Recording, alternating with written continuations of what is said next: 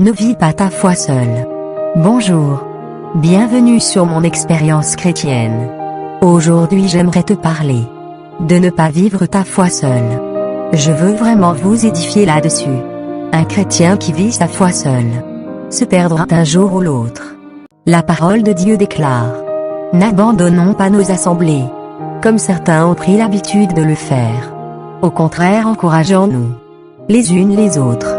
Et cela d'autant plus que vous voyez approcher le jour du Seigneur. Hébreux 10, 25. Voici, oh, qu'il est agréable, qu'il est doux, pour des frères de demeurer ensemble.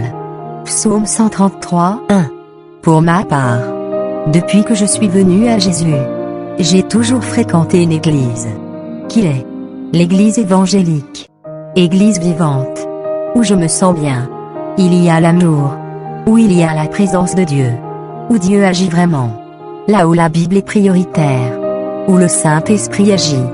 Non pas une église fade, où on ne voit pas Dieu agir. Je te parle de mon église. Pourquoi? Car il y a beaucoup de personnes très réticentes. La peur de tomber dans une secte. Ces phrases, beaucoup de personnes se les répètent. Quelle église fréquenter? Comment faire le bon choix?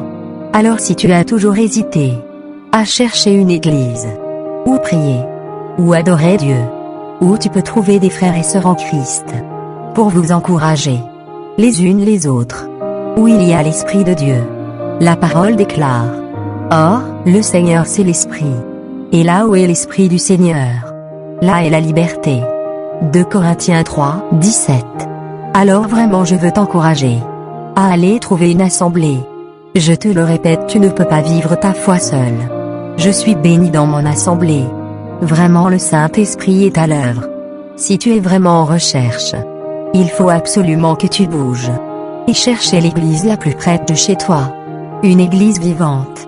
Si tu es une personne réticente, que tu as peur des églises, ou tu n'es pas bien dans ton église, si tu vis ta foi seule, je t'invite vraiment à prier pour que Dieu t'amène sur la bonne voie.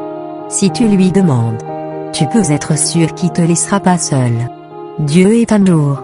Si tu écoutes cette édification, c'est que le Seigneur t'a emmené à l'écouter, car il veut t'emmener dans la bonne voie. Sa parole déclare: car je connais les projets que j'ai formés sur vous, dit l'Éternel. Projets de paix et non de malheur, afin de vous donner un avenir et de l'espérance.